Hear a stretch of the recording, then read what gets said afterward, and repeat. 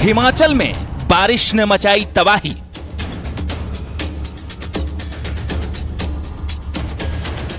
ताश के पत्तों की तरह गिरी इमारतें।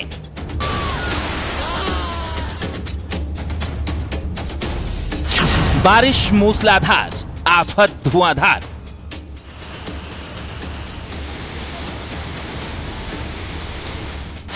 पहाड़ से मैदान तक सैलाब काल। पहाड़ में बाढ़, बारिश का डबल अटैक। अगस्त में कुदरत की विनाश लीला।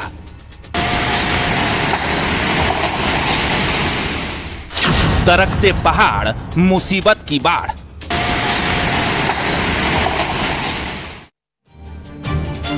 नमस्कार, स्वागत है आपका। आपके साथ मैं हूं अमित गर्ग शुक्ला।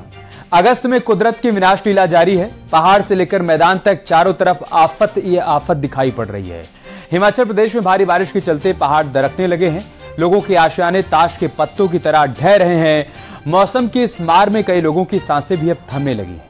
तो वहीं उत्तराखंड में भारी बारिश के चलते लैंडस्लाइड की तस्वीरें आम होने लगी हैं और इसके साथ ही पहाड़ों में आई मुसीबत के बाद मैदान भी अब अछूते नहीं।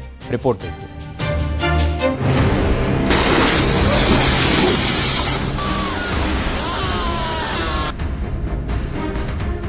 अगस्त के महीने में हिमाचल के लिए आफतकाल है। प्रदेश के कई जिलों में भारी बारिश के चलते जनजीवन पूरी तरह से अस्त व्यस्त हो गया है। बारिश का सितम ऐसा है कि लोगों के आशियाने भी दरकने लगे हैं। ये तस्वीरें हैं शिमला की, जहां पहाड़ के दरकने के चलते कई मकान ताश के पत्तों की तरह बिखर गए। न्यूज 18 की टीम भी मौके पर पहुंची और रेस्क्यू ऑपरेशन का जायजा लिया। इस वक्त हम लोग शिमला के कृष्णा नगर में है, जहां स्लॉटर हाउस समेत 4-5 मकान गिरे। आप तस्वीरों में देख सकते हैं किस तरह की भयावह तस्वीरें। लैंडस्लाइड कल करीब 5 बजे हुआ था। राज्य के मुख्यमंत्री ने भी इस तस्वीर को, इस वीडियो को ट्वीट किया था कि कैसे 4-5 मकान भर कर गिर पड़े। और स्लॉटर हाउस है, जो तस्वीरें आपको हमारे कैमरा पर्सन दिनेश देहड़ी दिखा रहे हैं, क्रेन लगे हुए हैं। एक डेड बॉडी यहां से मिला है। 1 या 2 व्यक्ति के फंसे होने की आशंका अभी भी जताई जा रही है। एनडीआरएफ के लोग यहां मौजूद हैं। यही नहीं, शिमला के दूसरे इलाके में भारी बारिश के चलते लोगों के मकान दरक गए हैं। यहां जानमाल का भी काफी नुकसान हुआ है। बारिश ने ऐसी तबाही मचाई है कि लोगों का आवागमन पूरी तरह से बाधित हो गया। इस वक्त हम लोग शिमला के फगली इलाके में हैं। पहाड़ों के थोड़े निचले हिस्से में है ये, लेकिन किस तरह से भूस्खलन और भारी बारिश ने मकानों को नुकसान पहुंचाया है। यहाँ कई मकान भूस्खलन की वजह से ढह गए हैं, लेकिन सबसे दर्दनाक बात यह है कि एक ही परिवार के 5 लोगों की मौत हो गई है और कई लोग घायल भी। आप देख सकते हैं घर का सामान आपको यहाँ दिख रहा होगा। ये टब आपको देख सकते हैं, कुकर, किचन का सामान यहाँ दिख रहा होगा। और नीचे आप अंदर देखेंगे, जो नीचे का हिस्सा है, वहां जब भूस्खलन के साथ साथ घर का सामान भी नीचे गया है। ये बड़े बड़े लक्कड़ आपको जो दिख रहे हैं, इनको काट के जो लोग फंसे हुए थे उन्हें निकाला गया है। और टीन के शेड जो कि घर में इस्तेमाल होते हैं, दीवार देखिए किस तरह से पानी और तेज रफ्तार जो बारिश का पानी आया और भूस्खलन हुआ, उसके बाद किस तरह का नुकसान हुआ है। 4 से 5 मकान को नुकसान हुआ है। दूसरी तरफ ये जो सड़क आती थी, सड़क को भी काट दिया है। भूस्खलन की वजह से सड़क भी कट गया है और ये रास्ता भी ब्लॉक हो गया। आमतौर पे जो यहाँ के लोग हैं वो यहाँ रहते हैं। यहाँ घर का सामान आपको देख सकता है, प्लेट्स देख सकते हैं यहाँ जो घर का सामान है, और कई सारे सामान आपको घर के ऊपर में आपको नजर आएंगे। किस तरह से नुकसान हुआ है जगह जगह शिमला में, वो यहाँ नजर आ रहा है। वहीं हमीरपुर जिले में बारिश के चलते अभी तक करीब 150 करोड़ का नुकसान हुआ है।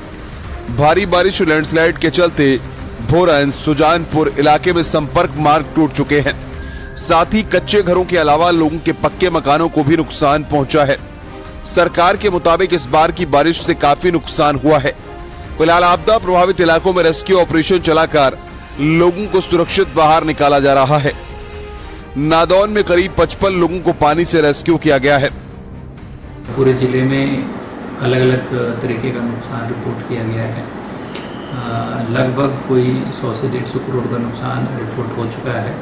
खासकर जो बोरंज सुजानपुर की जो बेल्ट है उसमें जो इंटरनल लिंक रोड्स हैं गांव के, उनको काफ़ी डैमेजेस हुई है। कच्चे घर लोगों के थे, उनको पार्शियल डैमेज बहुत हुई है, फुल डैमेज भी काफ़ी हुई है। अनफॉर्चुनेट कुछ डेथ्स भी इसमें रिपोर्ट हुई है। तो ओवरऑल जो हमारा लॉस ज़िले को हुआ इस बारिश से काफ़ी ज़्यादा हुआ है कंपेयर टू जब पीछे बारिश हुई थी उसके मुकाबले। वहीं अगर मंडी जिले की बात करें तो 13 से 15 अगस्त तक हुई बारिश के चलते जिले में अब तक 267 लोगों के घर पूरी तरह से टूट गए हैं। 19 लोगों की मौत हो चुकी है, जबकि 9 लोग अभी भी लापता हैं और उनकी तलाश जारी है। मंडी जिला प्रशासन ने बहाली के कार्य को शुरू कर दिया है, लेकिन ये कार्य भी आने वाले दिनों तक जारी रहने वाले हैं। मंडी जिला में जो 13 से 15 के बीच में जो भारी बारिश हुई है उसकी वजह से हमारी अभी 267 जो PWD की रोड्स हैं वो बंद हैं। इसके अलावा जो नेशनल हाईवे है जो मंडी से जोगिंद्रनगर का, वो भी 8 जगहों पे ब्लॉक्ड है। बट अगर आप वाया कटिंडी डायना पार्क होकर जोगिंद्रनगर जाएंगे तो वो रास्ता भी फिलहाल खुला है। इसके अलावा जो मंडी से जो कुल्लू का रास्ता है NH ब्लॉक्ड है और 1 हफ्ता एटलीस्ट उसको लगेगा खोलने में। हिमाचल में पिछले 3 दिनों से हो रही बारिश के कारण मंडी के सुकेती खड्ड ने भयंकर रूप धारण कर लिया है। सुकेती खड्ड में आए जल सैलाब से घाटी पूरी तरह से जलमग्न हो गई है। साथ ही चंडीगढ़ मनाली नेशनल हाईवे समेत कीरतपुर मनाली 4 लेन में भी जल भराव हो गया है। इस बाढ़ से क्षेत्र के करीब 50 गाँव में हर जगह पानी ही पानी दिखाई दे रहा है। वहीं क्षेत्र के दर्जनों स्कूल भी जलमग्न हो गए हैं। सुकेती खड्ड के बहाव में मंडी रेडचौक हाईवे के किनारे स्थापित विभिन्न इंडस्ट्रीज भी जलमग्न हो गई हैं। यहां ऑटोमोबाइल एजेंसियों में बाढ़ का पानी घुसने से गाड़ियों को नुकसान के साथ कई गाड़ियां खड्ड में बह गई हैं। Bureau report, news 18। और चलिए अब आपको दिखाते हैं उत्तराखंड की तस्वीरें, जहां पर भारी बारिश की वजह से तबाही की तस्वीर सामने आई और कई लोग परेशान हैं। बारिश और बाढ़ के कारण कई इलाकों में लैंडस्लाइड की तस्वीर भी सामने आई है। दूसरी ओर गंगा में बढ़ते जलस्तर के चलते पहाड़ के कई इलाके पूरी तरीके से जलमग्न हो चुके हैं।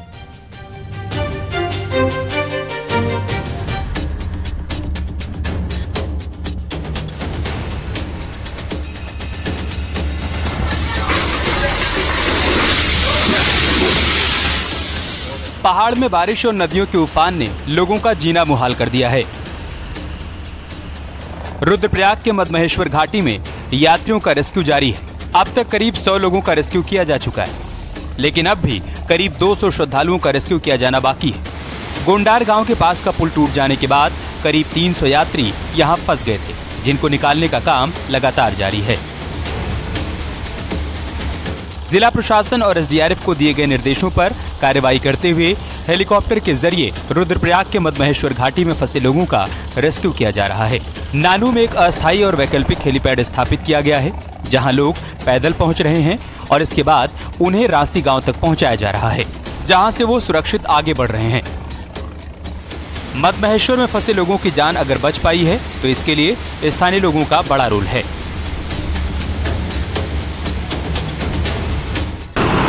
इस कार्य में लगे हुए तमाम जो ये स्थानीय लोग भी हैं, काफ़ी इनसे सहायता मिल रही है और मौसम भी साफ होने के कारण हेली द्वारा भी रेस्क्यू अभियान चलाया जा रहा है।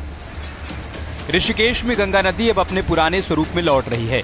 गंगा का जलस्तर 2 दिन पहले काफी बढ़ गया था, जिससे परमार्थ निकेतन की शिव मूर्ति तक गंगा का जलस्तर पहुंच गया था और शिव मूर्ति आधी से ज्यादा गंगा में डूब गई थी।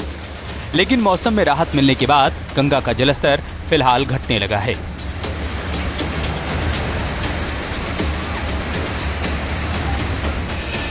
वहीं चमोली के जोशीमठ में बड़ा हादसा हो गया। यहां मलबा आने से एक घर गिर गया, जिसमें 7 लोग दब गए। वहीं हादसे में 2 की मौत हो गई, जबकि 5 लोग घायल बताए जा रहे हैं, जिन्हें अस्पताल में भर्ती करवाया गया है। SDRF ने रेस्क्यू ऑपरेशन चलाकर मलबे में दबे लोगों को बाहर निकाला। यह हादसा बीती रात हुआ, जिसके बाद मौके पर पहुंची SDRF ने रात भर रेस्क्यू ऑपरेशन चलाया और कटर से पत्थरों को काटकर लोगों को बाहर निकाला गया।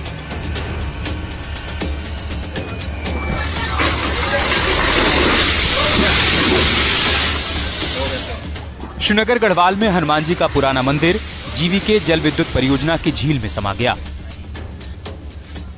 मंदिर के साथ खड़ा पीपल का पेड़ भी देखते ही देखते अलकनंदा नदी में समा गया।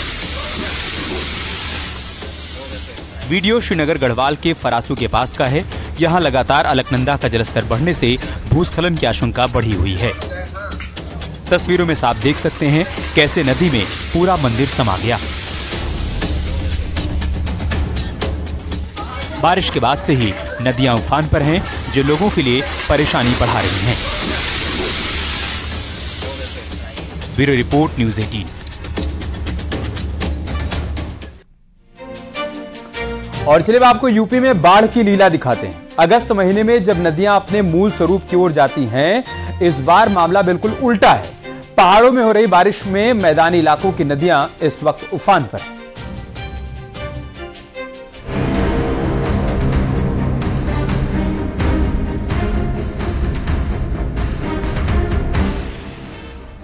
पहाड़ में हो रही लगातार बारिश से मैदानी इलाके पानी पानी हो रहे हैं। बिजनौर के कई इलाकों में बरसाती नदी नाले उफान पर हैं, जिससे कई इलाके जलमग्न नजर आ रहे हैं। चांदपुर के गंगा खादर इलाके में पानी से कई लोग फंसे हुए हैं, जिनको नाव के जरिए रेस्क्यू कर सुरक्षित स्थानों पर पहुंचाया जा रहा है।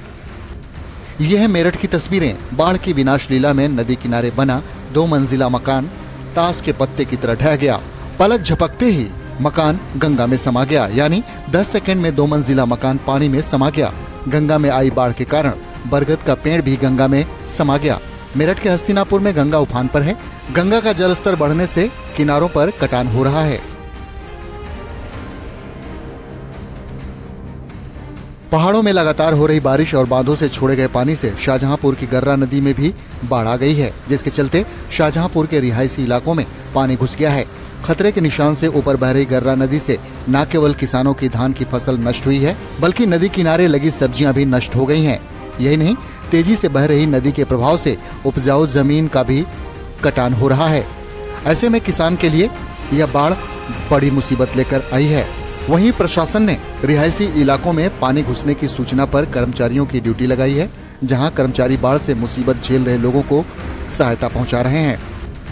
बहराइच में बाढ़ के बाद ग्रामीण इलाकों में लोगों को काफी दिक्कतों का सामना करना पड़ रहा है। नानपारा और महसी तहसील में सबसे ज्यादा लोगों को समस्याएं हो रही हैं। लोगों का कहना है कि गाँव से शहर जाने वाले रास्तों पर कई फुट पानी भर गया है, जिसकी वजह से लोग अब घर में कैद होने को मजबूर हैं। अमरोहा में गंगा किनारे बसे 20 गांवों को बाढ़ ने चपेट में ले लिया है और दर्जन भर गांवों का संपर्क पूरी तरह टूट चुका है। पशुओं के चारे के लिए गांव वालों के सामने बड़ी मुसीबत खड़ी हो चुकी है। तो वहीं नदी पर बना बांध टूटने की कगार पर है, जिसको लेकर ग्रामीणों में दहशत का माहौल बना हुआ है। अमरोहा के ब्लॉक धनौरा खादर में पहाड़ों पर हो रही लगातार बारिश के चलते बिजनौर बैराज से लगातार पानी छोड़ा जा रहा है। खादर इलाके में बाढ़ के पानी ने 20 गाँव को अपनी चपेट में ले लिया है। पहाड़ों पर हुई जोरदार बारिश का असर गोरखपुर से होकर बहने वाली सभी नदियों पर देखा जा रहा है। सभी नदियां उफान पर हैं। हालांकि अभी कोई भी नदी खतरे के निशान को पार नहीं की है। राप्ती नदी अब भी खतरे के निशान से 1 मीटर नीचे बह रही है। बाढ़ से निपटने को लेकर जिला प्रशासन ने तैयारियां पूरी कर रखी है। Bureau report, news 18।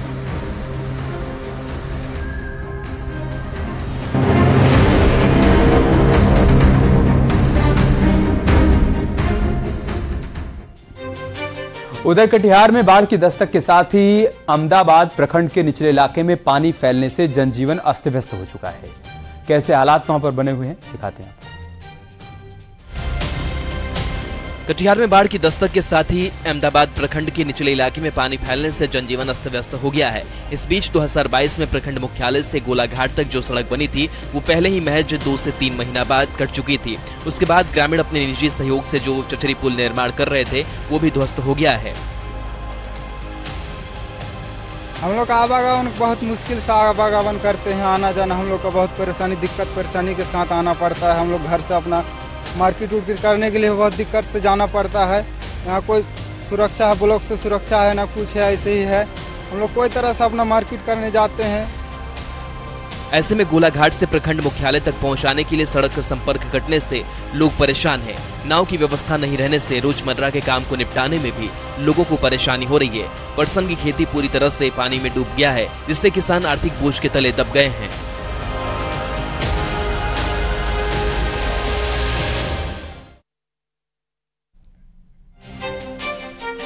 और चलिए अब एक और खबर की बात करते हैं। सुप्रीम कोर्ट ने मथुरा में रेलवे की जमीन पर बुलडोजर कार्रवाई पर 10 दिनों के लिए रोक लगा दी। सुप्रीम कोर्ट ने केंद्र सरकार और रेलवे विभाग को नोटिस जारी किया है। अब इस मामले में 1 हफ्ते बाद सुनवाई होनी है। सुप्रीम कोर्ट में वकील ने सुनवाई के दौरान कहा था कि अगर कोर्ट इस मामले में आज दखल नहीं देगा तो सुनवाई का कोई मतलब नहीं होगा, क्योंकि वहां पर बुलडोजर चल रहे हैं। बता दें कि श्री कृष्ण जन्मभूमि और ईदगाह मस्जिद के पास रेलवे की जमीन पर बनी अवैध बस्तियों पर बुलडोजर कार्रवाई की जा रही थी, जिस पर फिलहाल के लिए सुप्रीम कोर्ट ने रोक लगा दी।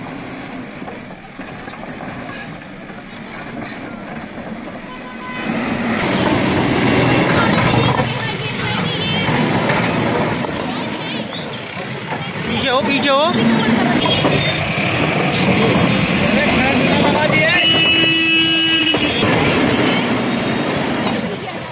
तबीना क्यों रो रही हैं आप? हमारे घर तोड़ दिए, हमारा आदमी रिक्शा चला रहे, गरीब इंसान है हम, हमारा घर तोड़ दिया। सारा भूख प्यास से परेशान है, धूप से परेशान है। हम बता कहाँ पे जावे हम लोग, हम पे इतना पैसा नहीं। आपकी बेटी की भी शादी होनी? मेरी बेटी की शादी है, मैं गरीबी पूजा से थोड़ी बहुत शादी कर दी है। मेरी शादी मोहल्ले बचा रहे, बता क्या करूँ मैं।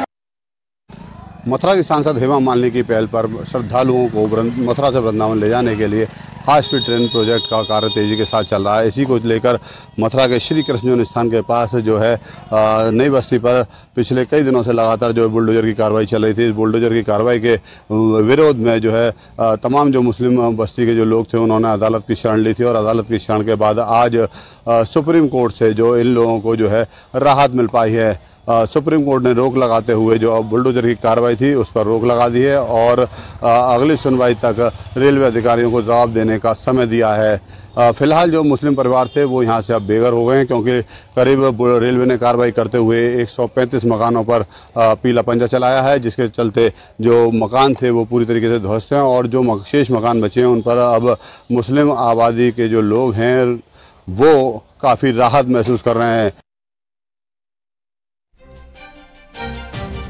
उधर बिजनौर में 1 दर्जन से अधिक लोगों को अपना शिकार बना चुका आदमखोर तेंदुआ पकड़े जाने के बाद कानपुर चिड़ियाघर पहुंच गया।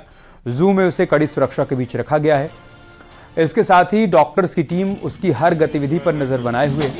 तेंदुआ लोगों को देखकर दहाड़ भी मार रहा है। मार्च से अब तक वो 13 लोगों को अपना शिकार बना चुका है। तेंदुए के हमले के चलते बिजनौर के आसपास के गांव में दहशत का माहौल था, लेकिन उसके पकड़े जाने के बाद अब लोगों ने राहत की सांस ली है। पश्चिम में 5 लोगों को मौत के घाट पर उतारने के बाद रेस्क्यू टीम ने, यानी वन विभाग की रेस्क्यू टीम ने इस जरघा को यहां लाया है। ये वो है तेंदुआ जिसने कईयों पर हमला किया, और आज ये यहां कानपुर के प्राणी उद्यान में आप देख सकते हैं। इसके नाक पे हालांकि चोट भी आई, क्योंकि रेस्क्यू की तरह जब इसे लाया, क्योंकि कईयों पर इसने हमला किया, इसको लाके अस्पताल में लाया। अपनी जान पे खेल के इन डॉक्टर्स ने इसे यहाँ लाया, जिसके बाद से इसको यहाँ रखा गया और इसका उपचार। इसको फिलहाल अभी अन्य जो बाड़े हैं उनसे अलग रखा गया, क्योंकि जिस प्रकार से इसका गुस्सा है, इसका आक्रोश, इसको देखते हुए दूसरों को नुकसान ना हो। तो आप देख सकते हैं कि ये किस तरह बात बात पे एंग्री हो रहा है।